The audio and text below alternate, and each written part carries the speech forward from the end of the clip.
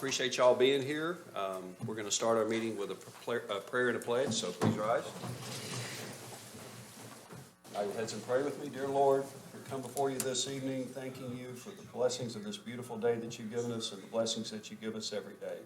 We ask that you guide our hearts and minds this evening to make decisions that are in the best interest of our water system and its members. We ask that you watch over and protect our military men and women, our first responders, all those who work to keep us safe and free and healthy every day. We ask these things in Jesus' name. Amen. Amen. Don, will you lead us in the pledge? Yes. Everybody face the flag, please, and join me in the Pledge of Allegiance. I pledge allegiance to the flag of the United States of America and to the republic for which it stands, one nation, under God, indivisible, with liberty and justice for all.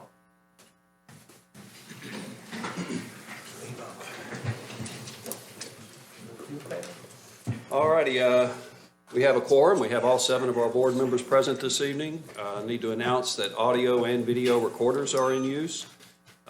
Please fill out the member sign-up sheet in the vestibule if you'd like to address the board. And if you'll silence any of your cell phones or other devices, that would be great. Please be respectful and be acknowledged before you speak out. That'd be great. And if you do speak, please come to the podium and state your name and where you live. We're going to start out this evening with a couple of service anniversaries. Jeff, do you want to take this? Sure, I'd love to. Yes, we want to recognize 2 employees tonight. Trudy Tolbert, 23 years of service with the company. She's a coordinator with our wastewater collection system department. I don't believe she is joining us tonight. And then we also want to recognize Ryan Hicks for 20 years of service, and he is here tonight. All right.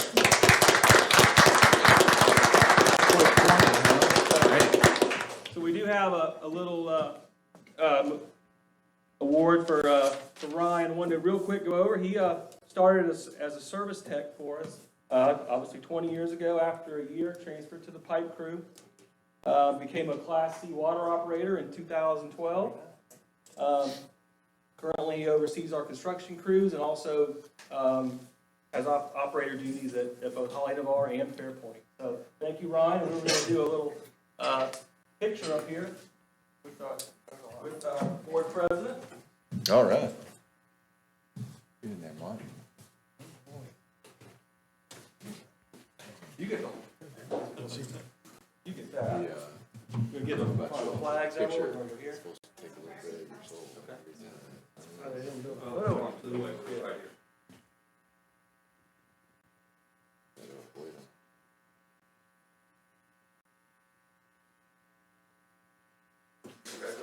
Nice.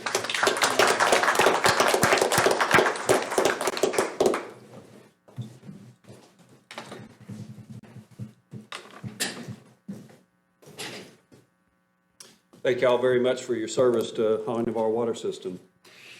Next on the agenda is the approval of minutes and transcripts. We have the February 21st regular meeting minutes and transcripts, the March 3rd, it was a board action without a meeting, 2022 audit requests, and then the March 14th, 2023 closed executive session meeting minutes, unredacted and redacted.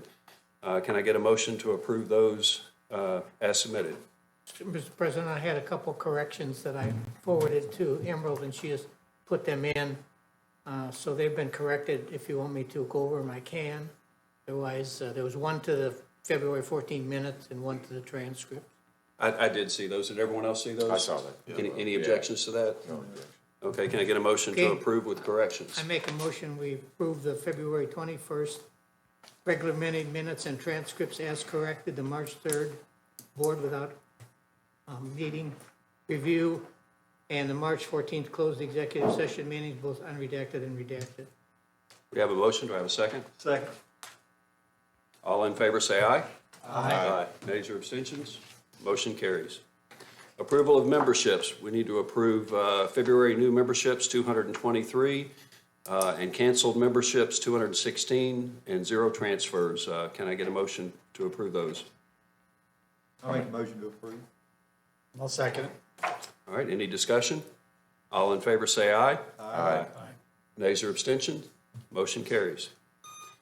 We have no unfinished business, so we're going to go on to new business. CEO update, Mr. Krigler. Thank you. Yes. So first off, I wanted to introduce Barbara Carolyn. She is joining us part-time in the finance department. She'll be working for us 3 days a week. She may be a familiar face to some of you. She worked for us in the past and brings a wealth of knowledge back with her, and we're glad to have her back. So welcome back, Barbara. You'll be seeing her at board meetings going forward, and Miss Kim's going to be working more at the club. You might see less of her at these board meetings, but more of her at the club. So thank you, Kim. I guess moving on, I do have some, what I hope is good news. We did hear from, I guess, Congressman and Representative Gates' office. They're indicating we may have that lease by April 14th. So that's, let's cross our fingers. Did he give you a year? What's that? Did he give you a year? Yeah, 2024. No, they're thinking April 14th.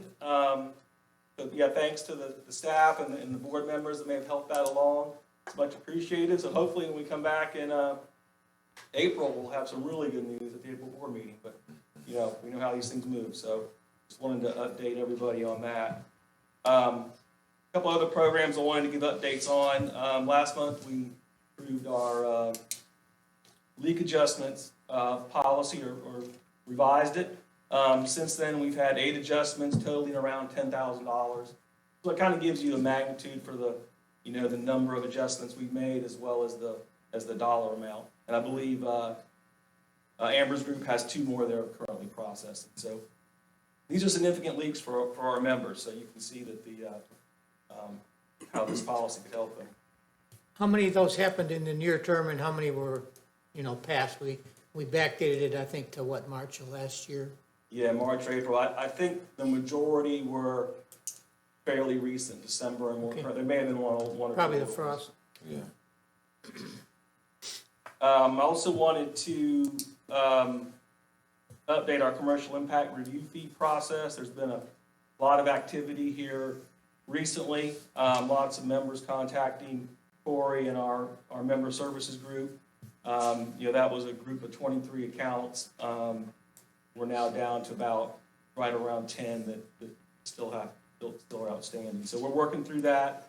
Like I said, Corey's been researching a lot of accounts, providing a lot of information on those.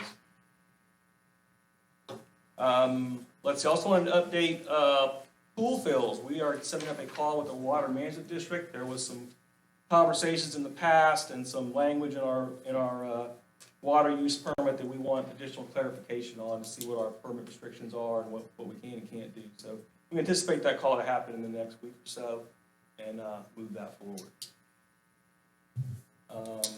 Let's see, the last item I wanted to mention under this is just a kind of a positive item. Our employees are now eligible to join the Eglin Federal Credit Union.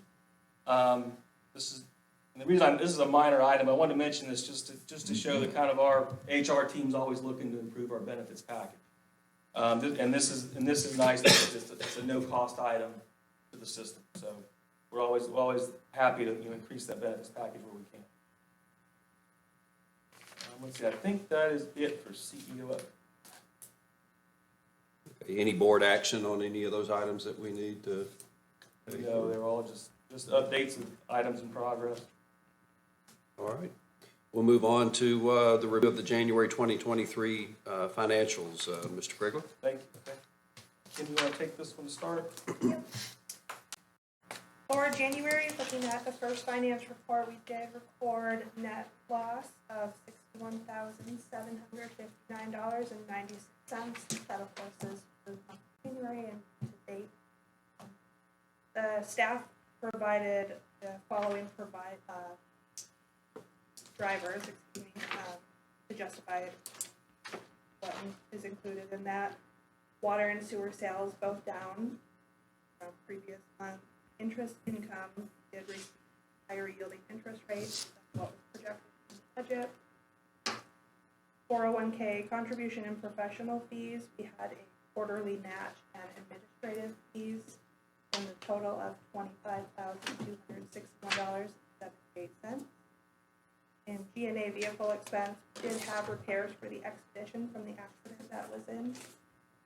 If you recall back in September and October financials, we had received insurance checks for the total of repairs, $14,000. This was recorded in 2020. Higher. Chemicals at the Navarre plant, that is for January and December invoices. Water repairs and maintenance, $12,300 for Griner was needed to inspect the pump at well 4. And then sludge removal expense was a little bit higher than anticipated. They did 17 loads in January. Not only is that service more expensive than it was in January of 2022, but they carried more loads. So that was 12,000. Is that an anomaly that we had that many loads, or we expect that to continue in the future per month? That was just trying to keep digest out. And that shouldn't happen again. Let's work on digest. So it was an anomaly, okay. 13, 15. Okay. Is that everything? Or- Yeah.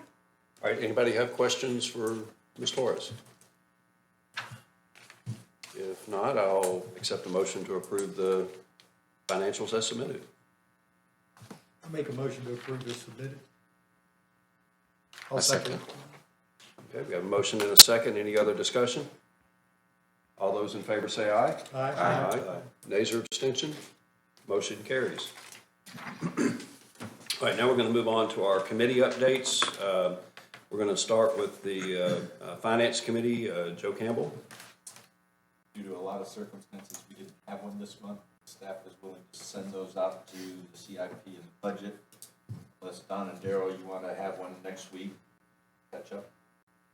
I'm available if they feel the need. Yeah, for it. Daryl and I weren't. Yeah, I mean, I think, Let's see, I I think think we it's decided only every to other month skip anyway, that. and we have them last month. yeah, Again, I think we should just skip it for this past month and move I forward. I think think yeah, there's some things we're working on right now that may affect that, I believe. And we had, the CIP is only every other month anyway, so we had 5 them minutes, last month, so there wasn't really one needed this. I would still like to We get can those. still send you those handouts. Yeah. Get that to you. All right, moving on to, what about budget O&M? That's Daryl, that's also tabled till next month, is that right? Yeah. Okay. Santa Rosa County reuse project update. Well, we did get that good news with the Eglin lease. Hopefully that will materialize next month and we will meet again, but we did not meet this month because we don't have a lease, and that's really what's holding us up on moving forward. But once we have that, we're ready to move forward, full steam ahead. Club at Hidden Creek Management Board, Mr. Krigler? Yeah, so this was placed on the agenda at the request of Mr. Cosby. He had kind of three main kind of questions. Some basic questions about the spray field, spray field costs, how those are broken down, and I think some general financial questions. So there's so many moving parts to all the our revenues and expenses at the club, but I'm going to try to boil it down just to give you a kind of introductory brief, and then we can go from there if we need to. But I'll start with your questions on the spray field. So we're permitted to apply 1.19 million gallons per day to the golf course. The Florida Department of Environmental Protection, which everybody knows, FDEP, so they specify that limit in our operating permit. That limit is based on an application rate of 2 inches per week. That quantity can vary day to day, varies based on things like plant flows, weather, but generally it averages out over time to that amount that we're allowed to apply. Regarding, I guess, the breakdown of the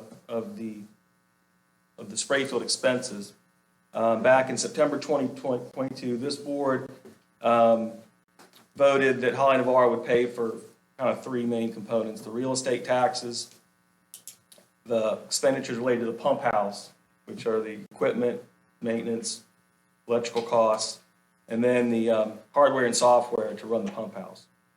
So those are currently the expenses that that Holly Navarre pays that are spray field costs to run a spray field at the golf course. And those vary from month to month, but I think generally range in that somewhere in the $20,000 range. I think there was also some questions about maybe some projects we're doing out there. We had some minor projects last quarter. There was a cart path extension on hole number 6. I think we spent around $4,000 on that. And then some upcoming projects. We've got a structural repair to make on the bridge on hole number 3. That one's around $3,800. And then a raising of the cart path by the number 5 green, also a under $10,000 expenditure. So those projects will get done this year. I guess back to the quarterly, I wanted to just kind of highlight some of the financials. So we're talking about October through December of last year. The fourth quarter we did have a net loss of $28,000. The annual number was $11,700, and that was a net profit. And I do want to caution those are unaudited numbers. So we go through these numbers, and then our auditor comes in, looks at the books, and then we issue audited numbers. So those are unaudited numbers. I also wanted to highlight kind of our 2022 versus 2021 income. It was a significant increase. The revenues were up 20% year to year. And for instance, the net profit, as I mentioned, $11,000 annually in 2022. Back in 21, it was a loss of $141,000. So there was certainly an upward trend there.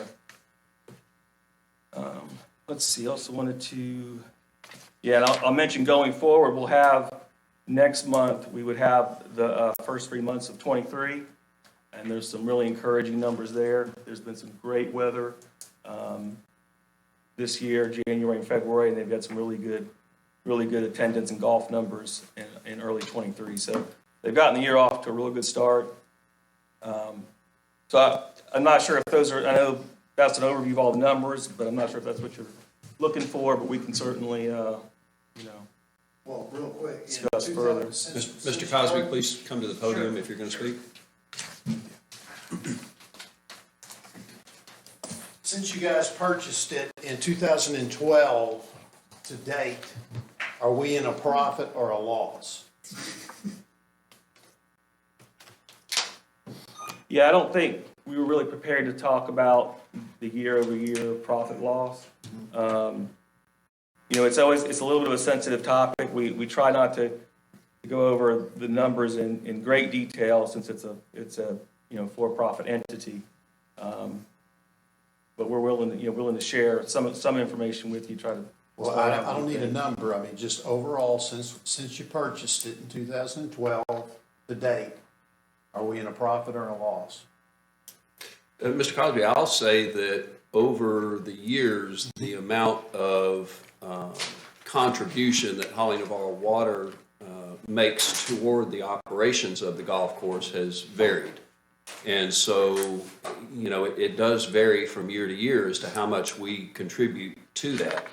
We contribute to it because we need it as a spray field, and we, have to keep it operational as a spray field. It also is beneficial to offset some of those expenses by having a golf course there. So that's not a question we can answer this evening as to if it's a profit or a loss, because the numbers for the golf course vary according to how much contribution Holly Navarre Water has given to it. Does that make sense? Well, it makes sense, but still, I mean, it's a separate entity, except for, of course, you didn't answer how you equate the spraying to where you basically break even, right? Because we're using it as a spray field, correct? So how many gallons do you have to spray where you guys feel that you're breaking even so that the water system isn't subsidizing any losses? Well, yeah, it's not really measured that way. We spray what the permit allows us to spray. We spray that every day. Okay, so is that your? That's the is that where- 1.19 million so gallons. that's That your gets Z- sprayed every day. That's where you base it out at, what you're That's what allowed we're to disposing spray. of, yes. And then that's when y'all determine whether you're using the clubhouse as a restaurant or weddings or whatever. That is where you get the profit from, correct? We're not getting it from green fees, correct? Or are we? I would say we are. No, that's not. It's been in the paper, guys. The golf course has never made a profit since the place has been owned. I did a study about 3 years ago, and at that point, we had invested over $7 million into the property from Holland Water. Since So, 2000, since you yes. purchased it in Yeah, 2012. so let's not, if we were close, I could keep my mouth shut, but this thing's never come close to making a profit. So at least we need to be honest with people. Yeah, and that's Sorry. all I've asked for. I just want a transparency. You know? And it's been very difficult since I started coming to these meetings last summer. And so that tells me a lot. So what he's saying is we're 7 million in the hole since 2012. No, that's That's not not- what I said. okay, No, well, that's I what mean, I said. this I is did that easy a to few- figure I out. did that a few years ago. So- Okay. So we're still not gonna get that number. You're not gonna disclose the number. I don't know what that number is. Well, That's what I'm telling okay, you. so is everybody in agreement that we're losing money? I'll agree with you on that. No, I was asking you guys, do you agree with that statement? We're showing a net profit for the first 2 months of this year. Yeah, I heard that. I appreciate that. Yeah, Here's what I think we're missing, is that if the golf course closed, we still need a spray field. And spray field Yes. costs are gonna be $200,000 to $250,000 a year depending, right? So water system is gonna pay that $250,000 a year to do the spray field, because that's all there is, right? So as long as we can cut some of those costs off, it's less burden on you, and you are Right. not subsidizing golfers, and that should be Right. the focus of this board. That's exactly it. As long Okay. as we lose Yeah. less than $250,000, we come out ahead. And okay, so now we're down to a year, you're basically putting a cost of $250,000 for the spray field, correct? Okay, and then we go from, that's the baseline, and then we go from there, correct? That's really the number I was looking for. So that's a yearly, 250,000, and I'm sure that's gone up every year since you I bought it. I wouldn't hold, Yeah. Go I ahead, wouldn't Phil. hold Joe to that number. I don't know if that, Yeah. that number's, High or low? 'Cause that's what that you- number hadn't been looked at in a very long time. That number might be low. Okay, I think we should update that number. So we'll know what it is. yeah, I But the think concept that is would true. help, and then you'll know how many weddings to do in a year. Well, but the attempt, when we passed the resolution in September, was to try to get what Holly Navarre Water was contributing to the actual spray field expenses that they were gonna pay for. Okay? Because there's some of the spray field expenses, like if the golf course was not there, you would still have to cut the grass, not to the level that you cut it for a golf course. That's why that's the golf course's responsibility. And the golf course picks up all the labor and the equipment costs and then for that. Okay? So I think this past year, I don't have the exact data, but I don't think that it was, we spent too much over $250,000. I don't think we spent that much contributed that much to the spray field part of the golf course. And the golf course made a profit, given that. We contributed that much and the golf course made a profit. And that's our goal, is to get to a point where the golf course is self-sustaining and we don't Right. have to, pay anything other than actual spray field expenses. And on the trajectory over the last couple of years, I think that we're gonna be where we're gonna be able to pay, the Holly of our Water is gonna have to pay less and less of the spray field expenses, because obviously the profits for the golf course are gonna come back to hauling of our water system. All right, well, that's more information that I had last month or the last 6 months, so I appreciate it. Thank you, Mr. Cosby. We are trying to answer all your questions, respond to your emails, so, don't Yes, sir. hesitate to reach out if you have any others. Thank you. All right, any other information on the golf course, or is that? I would, I'd make a motion that we update the actual, spray field cost. Have staff do a study to update the actual cost. Actual or estimated? Or estimate, What cost? I mean, what we what think it would What we cost. think it would cost. Update the figures. That Yeah. would give us a better idea. Yeah, I'd ask that the staff to look into that. It's very hard to find somebody that can tell us that, but they're supposed to be working that. Okay, I think maybe we could ask the CEO to look into that for us. Okay. Darrell made a motion, does anyone? I make a motion that we have the CEO look into updating the spray field costs, or the annual spray field costs for the club at Hidden Creek, and bring it back to us at the next meeting. I second that. And just to clarify, this would be the cost to operate it as a spray field if there was not a golf course? That is correct. Okay. Any other discussion on that motion? All in favor say aye. Aye. Nays or abstention? Motion carries.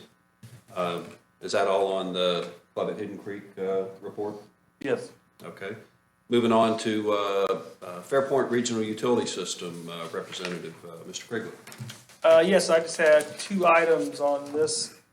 On this one, the first, the new well 7 at Fairpoint is operational. Finished construction, and we've had the startup of that, so that well is running. And we're also planning to have a ribbon cutting out there. We're currently scheduling that with the members of the Fairpoint board, so we think that'll be a positive item. The second thing, we're also updating the member agreements. We recently received a new permit from the Water Management District, which just the age of those agreements and the new permit necessitates us to revisit the agreements. And when I say that, I mean the agreements between the three members, Holly of our water system, Midway, and the city of Gulf Breeze. So currently, staff's working through those suggested changes, and then we'll bring that back to the board for approval of the operating agreement.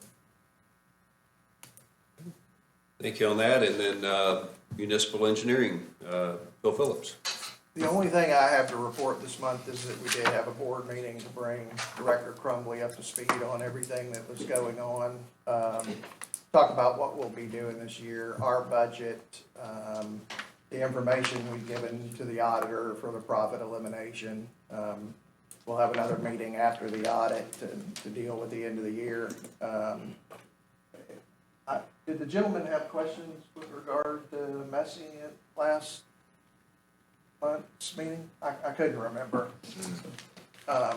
Anybody else have any questions? Anybody else have anything they want us to report regularly that we can report in open meeting? No, I just, we only got January's meeting minutes, where there's none for February. You're just working on those still. Yeah. She's waiting for me on our. Is it gonna be a month back like the financials, so we're gonna be a month late? It'll just, Depends on when I Okay. we don't generally have a meeting every month. Generally, I approve them 10 minutes after she gives them to me, but it's been one of those weeks, 2 weeks. Wonderful. Thank you, Phil. Next on the agenda, we had an emergency generator repair. Mr. Krigler. Yes, so we'll go over this item. There's two POs in your, or two purchase orders in your packet, so I'll explain what's going on here, and I will also start by saying the date on the first one is incorrect. That September 20th, 22 date is incorrect. So basically, we had two POs related to the main generator at our wastewater treatment plant. So anytime we have an issue with this generator, we have to fix it immediately. if the plant were to lose power and this generator wasn't working, we could have sewage on the ground. So this generator has to be repaired. So back in December, there was a $20,000 repair made, and that would not have needed board approval. That repair was made, and then there was another issue with this generator. It was a $29,000 repair in February. So the reason we're bringing both is we just want to, since they're related, we want to bring both and say, look, we had this happen in December, we had this happen to the same generator, so it's showing as a combined event. So it's a total of $49,000. We want to bring that whole amount to the board to let you guys know what's going on. The Director Miller and I did discuss the PO for the $29,000 when it happened. They made the repair, and I said, well, do we want to do a board action without a meeting, since it's kind of an emergency expense? And he said, no, let's bring it to the board and just go over the whole chain of events. So that's what it is. We had a repair in December that was made, another repair in February, and the total between those two is the $49,000. So that's what we're asking for tonight, is the approval of those repairs for our emergency generator. And those repairs have already been made. Mr. President, I'd like to make a motion that we approve the emergency repairs for the backup generator at the wastewater treatment plant in the amount of $49,913.60. We have a motion. Do we have a second? I second. Any discussion? Yeah, I would just like to add to that. I think in the future, since these are things that are time sensitive, I would think that the CEO and the board president should not be limited to the $25,000 for an emergency situation, and that it can be brought to the next board for approval, because it's not like we're not gonna approve it. Right. If it's an emergency situation, and if the thing goes down, you can't be dumping sewage in the street, so. I don't think. Doesn't staff already have that The- power? Yeah, the purchasing policy does allow that. I think Jeff's bringing this one because he's new and it went over the Well, authority. it still probably needs to come to the board after the fact, Yeah, but that's fine. Yeah, the purchasing policy, like Phil said, They do does have it. does allow Okay. for emergency situations that exceed that amount. Okay, that wasn't clear, okay. Right. Any other discussion from the board? What's the age of this generator? You know? Chris, As old as going. Oh, wow. Done in 1996. So it's almost, at the end of its useful life? No. Not now. Okay, Probably repairs number back to the okay. Oh, but that's a good question. Is that on our CRP to look and replace? We might have. Had we not had, obviously you need to do emergency repairs because you're not gonna get a new one in. I think the money that was spent probably wouldn't have put it over the point at which we would have put a new generator in. But definitely, we were thinking about the fact that But it's on your it's on your books. it's taken a year and 2 or 3 months to get the generators for the wells, and this one's significantly larger than those. I can't even imagine. Which is my point. Our CIP goes out 5 or 10 years. At Yeah. what point do we want to say, it's 1998, we need a new one, and we need to buy it now, and then that sits off to the side for At least set the emergencies? money aside for it. That's what I'm asking. Is that in your CIP for moving forward? I guess I Yes, it should be would looking be. at Jeff. I guess just for perspective, how much does one of these generators About approximately cost? $250,000. Yeah. So in this big scheme of things, $49,000 isn't a whole lot. No. We're not talking about a generator that costs that much. Got it. Any other board discussion? Ms. Reynolds? Yes, Carmen Reynolds, Navarre. The capital improvements plan that I had asked for a copy of and I was denied, these are the types of things, if we can look overall, and I believe Director Campbell alluded to that, look at the grand scheme and the ages of these equipment items, look at them for replacement or warranty work, some type of an extended warranty with these critical pieces of equipment like you're talking about now. In an emergency situation, because of our past precedent, I rue authorizing someone to go over your limits on expenditures because it's an emergency. I think there should be a second person involved in it, so Granted, the CEO may have to do that, but if he calls the chairman of the board and says, this is what I need to do, a second person, if you will, just as a check. Thank you so much. Thank you, Ms. Reynolds. All right, any other discussion? All in favor of Darrell's motion, say aye. Aye. Nays or abstention? Motion carries. Okay, next up, portable bypass pump. We've got quotes for purchase of a budgeted portable bypass pump. Mr. Crickler. Yeah, so this is a trailer-mounted bypass pump that we would typically use at our lift stations. When a pump is out or a station's down, we would transport this to the lift station so they can continue operating. We have two quotes here. We're actually proposing to go with the Godwin pump, which is a little more expensive, but we feel it's the best value. On the service side, we can get it worked on a lot closer than the Thompson pump, and we also feel like the warranty's better. So, I mean, there was a $2,000 difference, but we're recommending going with the Godwin pump. It's an overall better value to the system. We have a history with these, and they perform very well for us. That's a total cost of $52,748.47. Correct.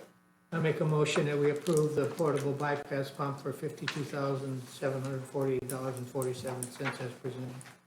A second. We have a motion and a second. Any discussion by the board? Yeah, did I hear you say that it was in this year's budget? Or was not in the budget? It is a budgeted item. Is that on capital improvement or is it in this year's budget? Probably in the capital. It's in the CIP. It's in the CIP for this year? Yes. Okay. Any other discussion? Is this gonna be another generator type thing where it's gonna be a year out before we get it, or is it? I'm not real sure of the availability, but I think it's gonna be just a few weeks. Okay. Other Generator discussion? a little different than pumps. Good. All right, no other discussion? All in favor say aye. Aye. Nays or abstention? Motion carries. All right, next up on the agenda, Liberty Partners. Our 2-year contract is up for renewal on March 31st. Mr. Krigler. Yeah, so for those who don't know, Liberty Partners is our lobbyist. They've been instrumental in the past in helping us secure funding on some big projects. We certainly believe there's value in their services. So we're recommending an extension of that contract. They're holding their price, a 2-year price of $35,000. And we're recommending we continue that relationship with them. This is a 2-year contract? Yes, It's $35,000 a year, $35,000 a year, correct. I make a motion that we approve the 2-year contract with Liberty Partners. I'll second. We have a second? All right, board discussion? Mr. Krigler, have you, in your past dealing with the water services, have you dealt with Liberty Partners before? I'm not familiar with them personally. The entities I've worked for had different lobbyists, but it's they can come in handy. They're in Tallahassee. They know the folks. They know the folks at the funding agencies, and they can really be a benefit. So I don't know them. I'm getting to know them. I've had a call with them. Okay. I was impressed so far. So I think it'll be a good relationship. In your experience, are these costs approximately what? Oh yes, yeah. This is it's within line of what it. Okay. Yeah, absolutely.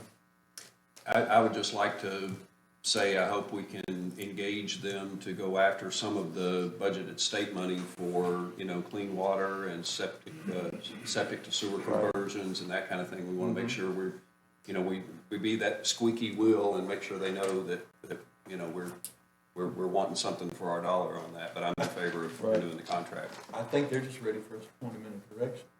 Yeah, and we'll plan to have like a bi-weekly call with them so they can tell us what's going on and we can keep that dialogue going for sure. Okay. Any other board discussion? And just so, because I don't think we mentioned this, we were talking about funding with Liberty Partners, but also on Liberty Partners, they do a great deal of a discussions between organizations and individuals. In other words, we can talk about it here at Holland of our water system, and they're sharing it with our congressmen and state senators and the water management district and DEP. And they know all these people. So a lot of times with especially the Eglin project, they can find out answers before we can, because they know people that in the state that have the information. Bad example. And they've been instrumental with Northwest Florida Water Management District too, Mhm. some of our concerns that we have, so. And I guess for the two new board members who probably don't know this, but they are directly responsible for the $10 million that was obtained for the South Santa Rosa reuse initiative. So, nothing else, and that's not the only thing they've been instrumental in, or currently appearing to be instrumental for us. Okay. Other board discussion? Ms. Reynolds? Yes, Carmen Reynolds, Navarre. I think other people might have wanted to address this particular topic, but to the board, the minutes did not appear for us until later today. So I would ask that these, the agenda be available in a reasonable time so that people can look at this agenda and make arrangements to be here. Now, I'm on a 5-minute alert always, so I caught this, and I believe that your membership deserves, I know that they were very, very involved in the Eglin lease land for the ribs up there. I know that. I hear the South Santa Rosa reuse project.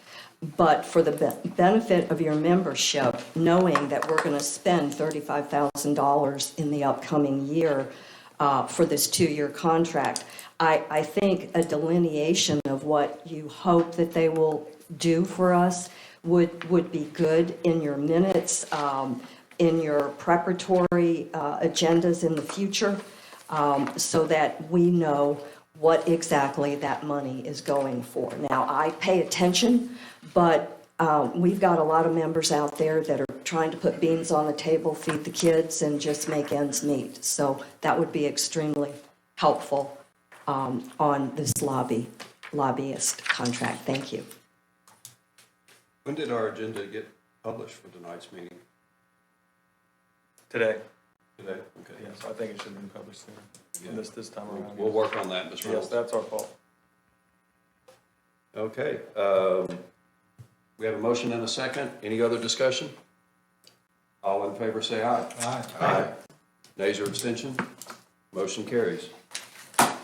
All righty, we're on to engineering. Phil Phillips.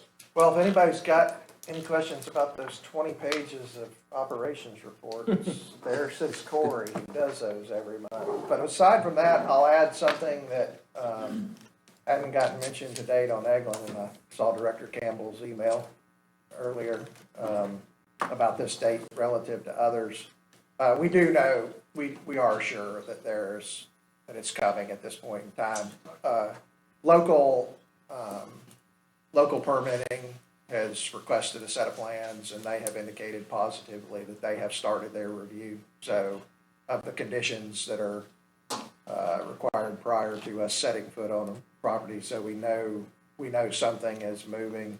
There's also been some conversation back and forth with the county with regard to the lease and the lease terms from local as well. So we do feel like that it's definitely going to be here soon. And as Jeff said, we are going to schedule a Eglin committee meeting out of the normal rotation, the 1st of April, to again get up to speed on exactly what has to be done local condition wise before we can set foot on the property. The plans and specs are generally ready to go unless the local review changes something or there's something that we feel like we need to change, and we just reviewed it 30, 60 days ago under the same suspicion that we might get a permit and didn't. And also receiving that permit will kick off the quest for the final easements as well. So we do have some evidence that maybe they're serious this time. So beyond that, all of the, I think I reported this last month, but I'll say it again anyway in case I didn't. All of the permits have been received now for the boulevard. Well, the DEP permit came in since the last board meeting, so we do actually have all of the permits there. We are an electrical design short of being able to bid that project, and as soon as we have the electrical done, we will bid that project. We have no idea how long that's gonna take to construct. We're hearing the tank is ridiculously way out in the calendar, but I don't believe that presents us too many problems with regard to the lease itself. We have, because all the permits have been received, the lease essentially now can be fully effected. Alan Manning is preparing a letter, and we owe them, they have received their credits for the apartment buildings themselves, however, the 4 out parcels and a pet grooming, dog grooming, part of the apartments, they are owed their 50% discount because those folks paid directly to us the full impact fees. So Alan is preparing the letter that tells them the status and will fully affect the lease. There'll be no more contingencies or contingents, and we'll be ready to go to construction out there. Good information. Any progress on I&I and water loss? I noticed that was still up. Water losses at 8.8%. We are still trying to find all the reasons why it's elevated, probably around 3%, we feel like. Did you find anything? Last month it was how much higher than 8%? Did you find anything this past month? We have found several leaks the past month that look like they've been leaking for a while that just finally, shown up. I don't know what kind of difference that's gonna make. We won't know that till next month, but, we're actively searching and we're checking our meters, making sure we don't have a, error in those, so. We're still looking for the culprit on Yeah, the, on the iron. on Is that well that was offline, is it back online? Well, It is not. The update as of Friday is they've got all the components in except for the pump itself. As soon as the pump gets the Spanish forward, then they'll bring it here and start putting it back out. Any other questions for Phil or Clinton? All right, thank you for that information. All right, we're up to member forum. First on our list is Mr. Brett Ramsey.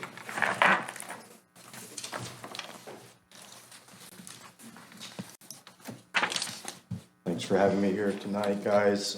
Before I get into it, just want to preface this. Been a resident in this franchise for 25 years, been builder, developer for 12 years, and this is the first time I've ever had to stand on this side because I work great with everyone on this board. So first disagreement we've had, but we're going to try to keep it civil, and hopefully we can come up with some solutions. Usually when a developer stands on this side, they're trying to make more money for their project. That's not the case tonight.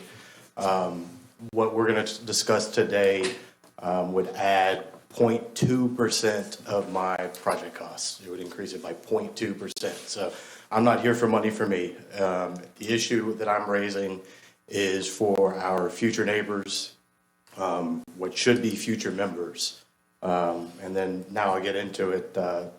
March 2nd email to my engineer from staff said that Holly of our Water is no longer accepting utilities within private subdivisions, regardless if these are houses or townhomes. What that means is each subdivision would be responsible for metering each home, billing each homeowner, collecting that bill, and maintaining the water and sewer system within. They would take all of that off of Holly of our Water's plate, an organization that was set up 50 years to do just that. It means that we will have users of the system paying the same impact fee and the same rate as members, but not receiving full membership rights and significantly fewer services than their neighbors.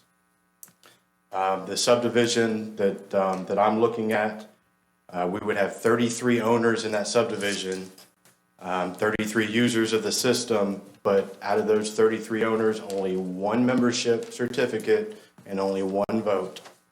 I think that's a very dangerous precedent to set. Those people would also be paying, once again, the same impact fee and the same rates as everyone else in the system, but they would be responsible for the expense of metering and billing, collecting, and any maintenance on the system that came up. Just the metering and billing cost alone to these people, not to me, to these people, our neighbors, $4,300 every single year. By my count, there's around 40 private subdivisions in the franchise already, and not a single one of them receives such inequitable treatment. No other utility does this either. Not Gulf Power, not Okaloosa Gas, not Mediacom, not AT&T, and not our Fairpoint neighbors in Midway. So Holly Noir Water would be the only one doing that. I'm only here because I couldn't come up with an agreement or an understanding with staff. They do a great job managing it. This is the first time that we haven't been able to work something out, and that's why it needs to be brought to the board tonight. To me, the biggest red flag excuse that staff has touted is that it's not in the best interest of Holly Noir Water to accept private subdivisions for maintenance. However, a private subdivision is no different to Holly Noir Water than a public subdivision. None of us in this room can walk into a private subdivision or a public subdivision and say which is which without reading anything filed with the county, the plat, seeing the plat, unless it's got a gate on it. So them maintaining a private subdivision versus a public subdivision is the exact same. All the same infrastructure exists, and the easements guaranteed access and the ability to make needed repairs. That's the difference from them on a paper level, is instead of having a public right-of-way, they receive an access and a utility easement. This can negatively impact all future residents in new subdivisions, private or public, because it's rarely in the best interest of Holly Noir Water to accept any new infrastructure for maintenance. I mean, but that's what we do. Like, that's what Holly Noir Water was set up to do. And for over 50 years, we have fulfilled the purpose of this organization, which is to construct, maintain, and operate a water system for the members, not for profit, but for its members. If staff decides not to accept private subdivisions now, what's next on the cutting board? Are they going to go to public subdivisions and not maintain any of those? Strip retail, office complexes? I don't know where it stops, but they're trying to put all of this on the homeowners association. And all those asset classes I just mentioned are currently individually metered and maintained by Holly Noir Water. Another excuse that staff brought up is that sidewalks make it difficult to repair water lines. And they're absolutely right. Sidewalks make it difficult to repair water lines. But guess what? Sidewalks aren't required in private subdivisions. They are required in public subdivisions. So your public versus private argument with regards to sidewalks makes no sense. And if you're worried about that, it can also be remedied, because I'm not here to present problems. I want to come up with solutions for you guys, and that's why I got on a call with these four guys last week to try to figure out what the real issue is and how do we remedy that. So with a sidewalk issue or with, say driveways, it's easily remedied. You identify the sidewalks when you do your submittal. You make sure that there's no conflict with the water line. You make sure the same thing with the as-bills. And then if a issue arises down the road where Holly Noir Water has to tear up a sidewalk, we have it in our maintenance agreement that we sign at closeout that says, hey, Holly Noir Water is not going to pay for this. HOA needs to pay for the sidewalk replacement. Solved. The only reasonable excuse that they presented to me, and it wasn't about public versus private, it was about a townhouse subdivision, is the congestion. When you do townhouses, you have a 20-foot lot line instead of a 70-foot lot line. So you have more driveways that you have to contend with. And that is a concern for maintenance. I mean, Ryan will tell you that. Clinton will tell you that. But once again, that doesn't have anything to do with private versus public. Also, it can be alleviated in the terms of the maintenance agreement. The flip side to density, which we have more density obviously in a townhouse subdivision versus a detached single-family subdivision.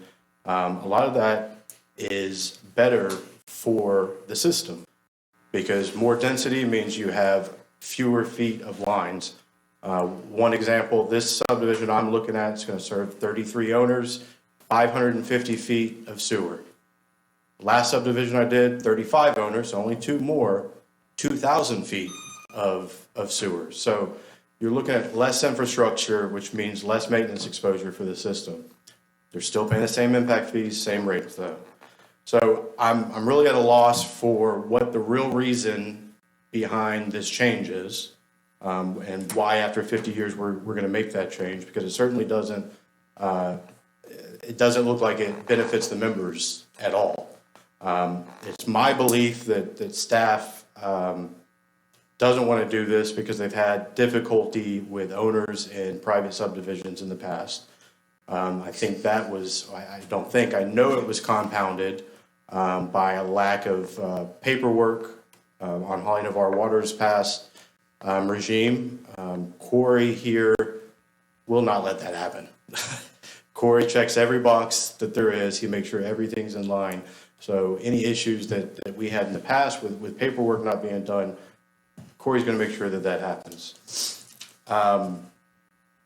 That's really all I have. I'm just going to close with, all I'm asking for is our future neighbors to be treated fairly. They've presented staff a unpublished policy. We've looked through all your policies. We have not found this anywhere that would charge the same impact fees and the same rates, but provide fewer services, fewer membership rights, and cost future neighbors substantially more. And they're attempting to do this without providing any reasonable explanation for the change. There's already about 40 private subdivisions in this franchise being treated fairly, and that doesn't count the private streets too, that I didn't count, that some of the people at this table live on private streets that are maintained by Holly Navarre Water. But this subdivision, as well as all future private subdivisions, deserve to be treated fairly. That means membership for each owner, metering for each owner, and the subdivision system to be maintained just like every other one in the franchise. That's all I have. If you guys have any questions or comments, I'd be happy to answer them. Can I get a response from staff as to when this policy went into effect? Why don't I start, then I'll turn it over to Corey and Phil, since my background on all the history is not up to par with theirs. I will say that in general, and I'll speak about my previous utility experience, that there is kind of a trend toward more concentrated development in these multifamily type developments. What you see is with the higher density, the county or the municipality will not accept the right of way. And a lot of times it's a width issue. So you have, as Mr. Ramsey alluded to, you have more of a congested right of way, more driveways, possibly mains under the sidewalk. And for instance, in the utility I work for, that would be a master meter situation. It was private with that type of density. So it's kind of a development trend we're seeing in the utility industry and in water sewer here, is that a lot of your really big parcels for development have already been developed. Now it's some of these smaller parcels with higher density are being developed. And they're having to go with the private road and the HOA. So I certainly sympathize with an HOA having to deal with allocating those water costs from their master meter. But it's fairly standard that the way utilities are handling this is they use that prerogative to keep that system private if there's maintenance concerns are there. So I don't want to speak to the history of private policies, but that's kind of how I'm viewing it. I don't mind speaking to the history of it because there's not a single townhouse development in this franchise that is master meter. There's two. Where? They're about to be accepted. They're not here. Indigo, which is in Midway, not master meter. There's two that are about to finish construction, and we required those to be master metered because of the congestion. Okay. And it's private right away. And they may not be concerned with their customers, but I am. This is wrong, guys. They are paying the same impact fees, the same rates, and you are not serving them. You're bringing water to their front gate and saying, hey, you deal with it afterwards. And in 50 years, you've never done that. And it's wrong. But you're saying that our maintenance costs are gonna be higher on this development. No, I'm not. Yes, If you heard me, I said it. That's You said correct. the congestion was How? there. and That's correct. That's why these private subdivisions exist. How is it gonna be higher, Corey?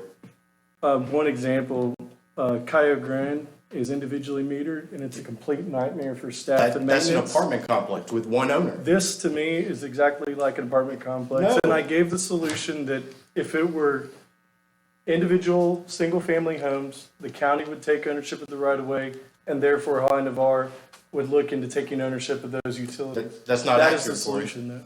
That's not accurate. The county has never accepted townhouse I subdivisions. said single detached. Okay, these are single attached. The county does not accept it. Cayo Grande is one owner. These are 33 owners here. These are 33 owners, 32 individuals in an HOA.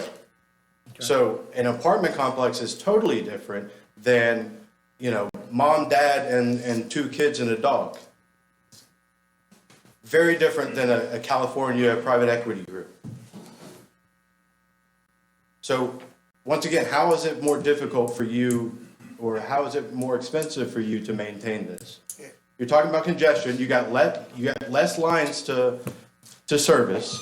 I already said that we can identify the sidewalks on the plat or on the submittal for you to make sure that there's no conflicts. We can put in the maintenance agreement that if any concrete needs to be removed, it's the HOA's responsibility to do it. All I'm asking for you to do is maintain the water and sewer system like you're supposed to do, like it says in your article incorporation from 50 years ago. What's our current policy, current now as it stands? In writing. Yeah, We haven't addressed it in writing yet. It's fairly new. there's no policy that says we do take ownership of anything on public property. I don't think we have. That's correct, and here's what it boils down to, and let me back up a little bit. The irony here is the 3 of us sitting here, like this guy standing here, and I will agree that Brett is not trying to, whereas a lot of developers would like us, and like in the case of low pressure sewer, taking that, they're trying to save themselves money. Brett's not standing there trying to save himself any money. He's just fighting for what he thinks is right. But he's wrong. If we called this an apartment complex, there would be absolutely no doubt in anybody's mind here about why we wouldn't take it. And I wouldn't be up here today, Phil. But that's what it begins to look like, Brett, whether you like it or not. You have entered into a development of a piece of property that's caused the county not to want to take the right of way. There's a reason they don't want to take that right of way in that area, and there's a reason why these 2 guys, on behalf of 18,000 members, including the 1 member that would now be you, don't want to own and operate those systems. 1, it is incredibly congested inside your development. And the cost to make repairs, the inconvenience, the amount, what happens to access. Nobody thinks about access and whether Granny can get to her driveway at the end if we have to cut the street off. It's one thing if it's a public road. It's another thing is if it's a dead end where we're cutting it off. There is a difference between working in a public right-of-way and working in any situation, even if we have the best attorney that's going to come up with your attorney to have an agreement on how the repairs are going to be made, what the access is, what the liability is in each case. We are now dealing with a 1, 3, 5, 7 member board of directors of an HOA as opposed to a public entity like county. So is there a difference? Yes, there is. Why would you be dealing with that board if you have the maintenance agreement in place? Because you have the access easement, We'll be you entering have the into utility private easement. property, whether or not there's an easement to do that or not. I hate to say it, but it just isn't. I bet everyone up here has some. So that is the real issue, is dealing with HOA people, difficult private members of the private owners. Is that what it is? Because that's what it sounds like, what you just said. I would actually make it much simpler. High Navarre doesn't want to have their members be liable for any part of the infrastructure that's on private property. It's that simple. It sounds a whole lot more like you don't want to deal with HOAs and private subdivision. That's part Because of, that's Thank you. absolutely part of And the reason. I can ask Emerald who's worked up front, Barbara that's worked up front, anybody that's worked up front, you got assholes everywhere, whether it's public or private. Well, I'm not gonna argue with that. Let me ask about this. Different kind of asshole. The one project that comes to my mind that's much larger than what Brett has is the reserve. And those are private roads in through there, sidewalks, pretty high density. I don't know what the density is compared to, I'm gonna have to, I would default, these guys are the ones that deal with that on a day-to-day basis. You're saying Reserve Point where Gordon put all those? back in behind the shrimp basket. Yeah, those are all individually metered. That's before I got here, I wouldn't have allowed that to Yeah, happen. that's- That would have one But meter. have we had any issues over there? Sure they have. Just like you have everywhere. mean, I went to my best friend's house today and anything- you had sidewalk torn out there, public subdivision. We've had issues in reserve. I mean, but any more than you'd have anywhere else? Difficult to say. Well, a lot of it was during construction and them tearing up the infrastructure, because it was so congested. They was, trying to piles of lumber and trusses and things everywhere they could, had a little open space. I really can't say if it's any more than anywhere else. When you get high congestion, especially during construction, that place is difficult to deal with. Now that it's finished and the infrastructure has been repaired, I don't know that we have a lot of issues there, but if we did go back in there to have to do some work, it would be more labor than what we probably generally would incur. I'd like staff to present a proper paper, white paper, something, so we understand all the, why it is, why it isn't, why the trend of the latest of where the industry is going, why this is better for Holly Navarre and the members than that. I'm hoping you don't need to answer from us like tonight. No. But I propose that staff come up back to us with a paper with their proposal, why this is bad for Holly Navarre water and good for the members, sort of. And this isn't gonna stop my development. Like I said, I'm not here for me. I'm here for the 33 owners, a But I year and wanna a make half sure from now. Yeah, absolutely. But I want to make sure I understand the Yeah, whole concept. I'm just answering your question. Do I need an answer tonight? No. I'm raising the concern from you guys because I wasn't able to come up with an agreement with these guys. But you have talked to, Jeff was involved. Yep, Jeff was there. Yep. It was a bad way for Jeff to meet me the first time. That's why he was hired. So I'd like the staff to come back to us with a paper that says pros, cons, and then let the board move forward with the policy one way or the other. We're gonna trend this way more. That's the way we were trending, yes. High congestion like that, private right of ways, But I'd ask, just master metered. as long as you include That's your examples take on of it, then. what we've done in the past and why. They're talking about the private right of way. The width is gonna be the same. I'm gonna make it 50, 60 feet. That way we can get all of our utilities in there and them have room to work with it. Corey's not gonna let that happen. Corey's not gonna let them have a 3-foot spot for a water line to repair.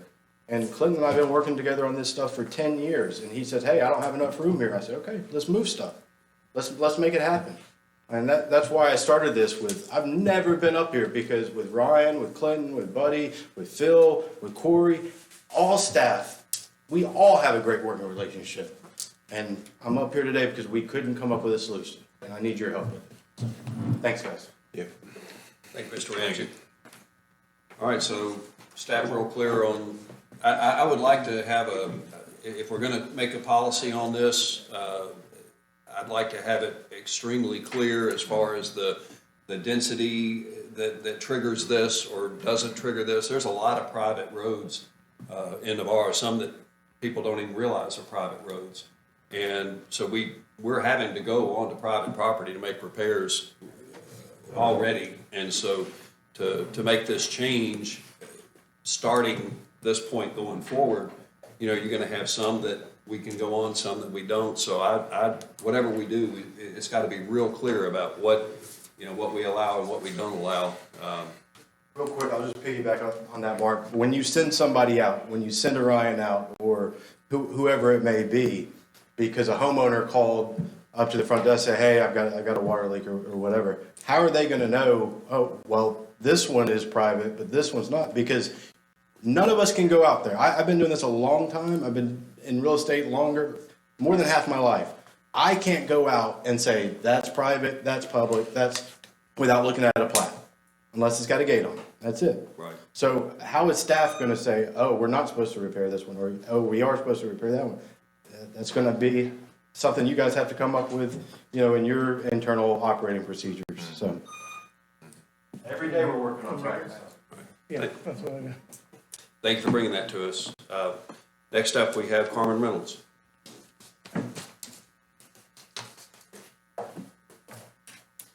Carmen Reynolds, Navarre. I apologize, I wasn't here last month. We had some severe COVID problems at our house involving an ambulance, so it was better that I not expose you. Welcome, Mr. Krigler. I hope that we can work together. Brett left. I hate hearing that the voting potential of many members, new members, is not going to happen, that they are not going to get a vote. I really, really, really hate hearing that. I hope you will take that into consideration when you get your background paper.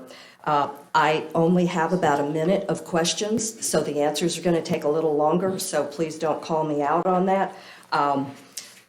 I submitted a public information request in December, and I have not heard anything on it. So it's still out there floating around, and it's very tardy.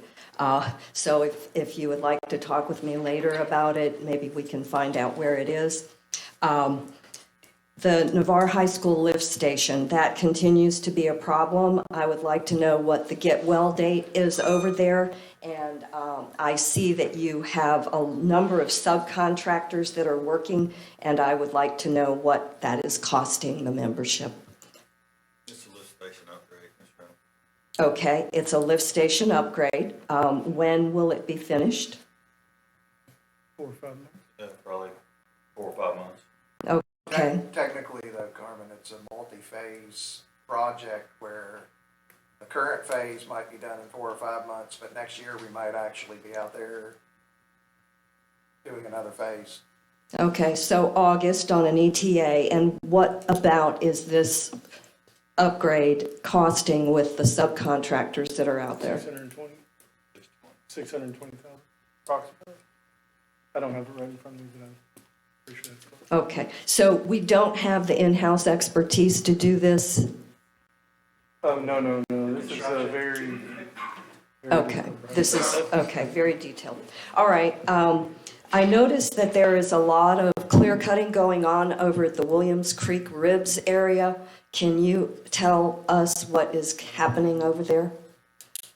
Acres and acres have been clear cut. Are you expanding the operation, moving some of the? Wait, over at by the Greskovich? Yes, the Gresovich Ribs. I do know that there's developers interested in the property to the west, so that might be that they've already purchased the property. That's not the line of our But work. it's not us. But So, I've had. okay, I was just trying to figure out if you were moving some of the affluent operations from the golf course over there. Okay. I would suggest they're harvesting timber in advance of. You all are aware that EPA rendered a finding this week, late last week, on the PFAS issue, correct? Everybody's nodding their heads so that they can see the evolution of where this is going. New testing will eventually be required, and we'll have to roll that into our budgets, and other equipment, filters, etc. Last thing, reassessments that you all sent out to the businesses, the reassessment of their water use.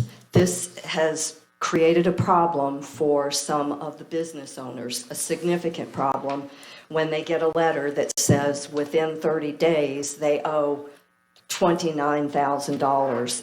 Is there something that this board can do to make it graduated so that they don't get a letter that says they're in arrears within 30 days, that they have maybe 90 days to go back to you all to verify that the usage is correct, if they have other documentation, et cetera. It kind of cuts them off at the knees and puts business owners who have just gone through a very, very serious situation because of COVID, coming out and dealing with this before you implement a loan situation where they have to start paying a loan if that's the only way they can pay this within 30 days. I'm imploring you to look at this so that we don't lose more business owners in Navarre with the current economic situation. First of all, the commercial review's been going on for 2 years. I know. But I think it's in the policy that they can actually apply through us for some sort of financing, right? Yeah, and they get So- 60 days in the letter, So and they had a warning. We're not just gonna cut them off, the CEO and the board has given them. Well, one year warning, 60 days after. Yeah, But and the they had a finance- preliminary review. They also the year had, yes, before the warning, yes. though, too. They've been on for 2.5 But years. Carmen, That's to your what I was- point, the finance option is available through the CEO and the board. It's not just cutting them off and that sort of. Okay, so what you're saying is you all are working with them The to. letter they received has all of that in of who to contact if they have issues or Yeah, problems. I've been working with a lot of It's all in the legal reviewed, Corey. There's only. When are you 10 cutting left. their water off if they are not able to pay? I 27th? I can't remember March what's in the 27th, policy. if they don't contact us, we don't hear anything. If they at least contact, reach out, we work with them. So March 27th is when their water is going to be cut off. If they have not contacted us to try to work on this. Are we being proactive in actually contacting those customers? Multiple Yes, we've times, done- calls. Yeah. We reset certified letters, a round of emails and phone calls. And Carmen, part of it in the defense of the water company, it's not all a one-sided issue. Like you said, we've been working this for 2 years, and the only time we've had anybody respond to all the letters we've sent out saying that this was coming was after we sent the letter out saying, you owe this much, and you need to contact us by this date, or we're gonna shut off your water. Yeah, that's what I want to make sure that everybody understands is that this wasn't, it's not like we just sent these businesses a bill. We've notified them at least a year ago, and I think in most cases, 2 years ago. Everyone was notified 2.5 years ago and 2 years ago. Yeah. So The first these- warning went out a year so ago. 2.5 years now, these people should have been planning for this because they were told at that point. And I will let you know that some of the business owners have other people operating their businesses for them, and they've moved on to other states. So therein lies a little more explanation for why the delays, why, do you understand? Director Lynch? Oh, yeah. Yeah, okay. All right, thank you all so much. Thank you. All righty, that's the end of our public forum. I'll take a motion to adjourn. Motion to adjourn. Wait a minute. Oh, one more. I apologize, I walked in right as the meeting was beginning, and my first meeting, so I wasn't aware that there was a registry that we had to sign up for. My name is Steve Rhodes. I'm the chairman of the board for the Navarre Beach Area Chamber of Commerce, and I'm coming to you really more or less in a fact-finding explanation, questioning type mode than actually a challenging mode, to Ms. Reynolds' questions regarding the reviews, the impact fee reviews and the subsequent charges. We've had several members that have brought this to our attention as well, and, you know, as a business support organization, we felt like it was incumbent upon us to at least come and find out. I'll be honest with you, I've been on the Navarre water system for 4 years now myself, and I was not aware of this, and I wanted to find out a little bit more about what this is all about in terms of the process. I understand what an impact fee is. I understand that, you know, sometimes that there's a need to charge more for additional services and expenses that are incurred as such. But I'm trying to kind of wrap my head around exactly what's going on here so that we can answer questions as we get them and field them, because we do get quite a bit of questions as a Chamber of Commerce, as you might imagine. So can you please help me understand exactly what this process is all about in terms of the review and then the retroactive, if you will, for lack of better terms, impact fee? For one example, one of our business members has come to us and explained to us they received a bill in excess of $50,000. And I appreciate the information you just shared because it does shed a little more light on terms of the notification and the timing, which is certainly helpful, but still a $50,000+ bill to a small business, regardless of whether you've got 1 year, 2 years, or 2 months, is still a huge impact. No pun intended. The question that I have is if they were established under a certain establishment fee or impact fee or whatever it was when they were originally established, which this business has been in business for many, many years, long far before that, and their usage is higher than what it was originally established at, and there's not an additional expense incurred in terms of serving that particular facility or that business. And in addition to that, they're paying an extremely higher amount in terms of their usage because they're paying for more water. Explain to me, what is that impact fee supporting? What is it for? And I get that certain capacities on our systems that eventually you're going to need upgrades, but again, I'm just having some trouble wrapping my head around exactly what's going on with these excessive fees. I say excessive just when it appears that way when you get these letters. So I'll shut up and listen. Who wants to, from staff, who wants to take this? I'd rather. Yeah, that's what I would like to say, Mr. President, that this is a better answered by staff and not at this meeting, because it probably needs somebody drawing pictures on a piece of paper rather than just talking, because it's a little confusing. So I think you did hit it on the head though, because you said it was impact on the system, and that's what the impact fee is for. So if they started a restaurant with 100 seats, and now there's 200 seats, they're using more and they're taking that away, and we have to build that elsewhere to sustain the system. That's totally what it's about. Daryl was on the board in 2020, right? When you started the commercial reviews. So every year of the last 2 years, staff has looked and said their usage has been X. And the impact on the system has been Y. And that is, but I mean, it will take some time, but overall you hit it. It's the impact of the overall system, not just Billy Bob's Bakery or whatever the case might be. So, I mean, we can set up a meeting if you want to come in this Or we week. can do it, we can start right after this meeting. Yeah, I was just asking a quick rundown right after the meeting. Shouldn't take more than- Yeah, I would like to understand that better. Yeah. Okay. All right, thank you. Perfect. Yeah, it's all about trying to be equitable and make sure that everybody's paying their fair share for the infrastructure needs that are happening. So, can I get a Mr. motion? President, I would point out, I know because I know the staff has worked really hard at this, and it is on the website. There is an impact fee policy, procedure, and calculation document, and it starts with a general policy, which has 2 paragraphs, which is really good explanation of what was just the question. And then the next paragraph is the impact fees required, and then the impact fee determination request. It goes on for multiple pages, but that document is publicly available on your website. Thank you for pointing that out. All right, I have a motion to adjourn. make a motion to adjourn. Second? Second. Meeting adjourned.